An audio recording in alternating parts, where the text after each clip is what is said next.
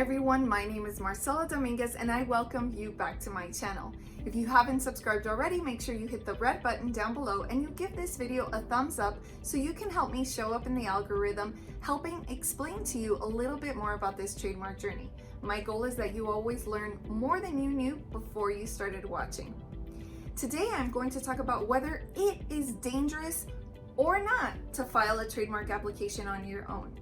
So what's the danger, Marcella? I want to file a DIY trademark application. Am I really in danger?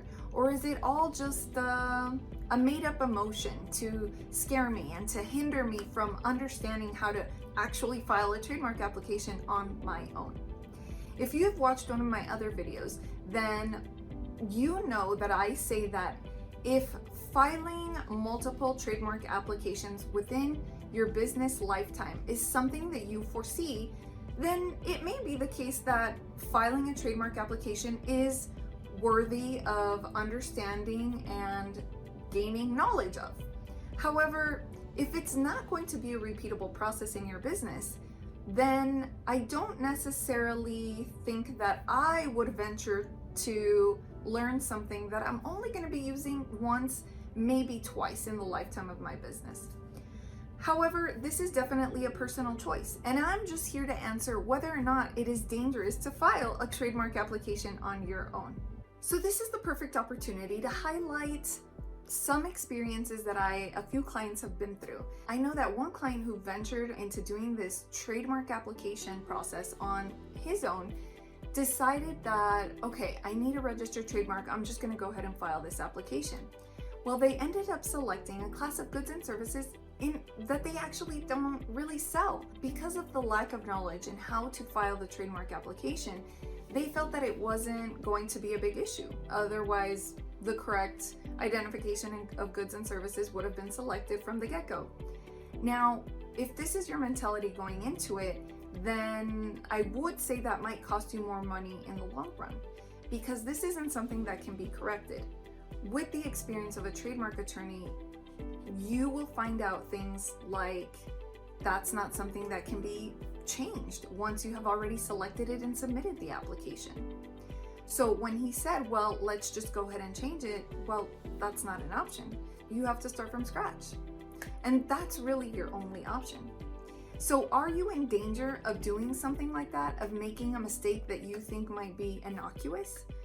Maybe you think that a decision that you're making in the application really isn't that big of a deal. Perhaps it's something that can be corrected if the trademark examiner flags it as an issue. But the truth of the matter is that sometimes you don't know what you don't know. I am not an expert in certain things, and so I have to leave certain matters in the hands of an expert, and I have to rely on that expert to walk with me through the journey as opposed to just getting me started. And so that can be the danger of a trademark application, is that you will not know of these issues until months down the road. So that costs you a couple of months. Wasted time is not a problem or an issue for you, then perhaps it's a risk that you're willing to take. Now, I have had clients comment that they have filed trademark applications on their own. I have seen in forums that applicants have ventured into filing on their own, saying that it's a very easy process, saying that there were no issues and that they were granted a registration.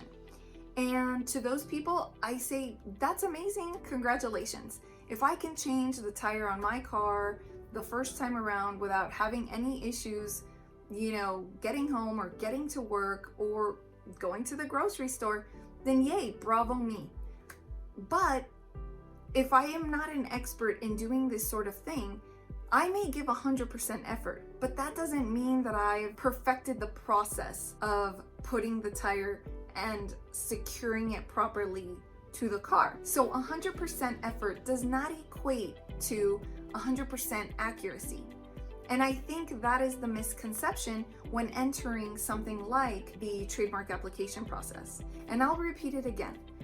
100% effort does not equate to 100% accuracy. And so that is the question you have to ask yourself. Will I be in danger if I put in 100% effort and mistake that for 100% accuracy? So that is a question that only you can answer. If you feel that you are well versed and you can give it your best shot and that you will get a trademark registration because you've done it before, then great. But not every application is the same. One application might not present with any issues and another application might. So I hope this video helped you. If you remember what I said, then make sure you tell me in the comments below because I really want that to hit home for you. 100% effort does not equal to 100% blank. What did I say? Tell me in the comments below. Make sure you give me a thumbs up and hit subscribe. Also, make sure to watch this video, which might also help you during the trademark journey. Until next time.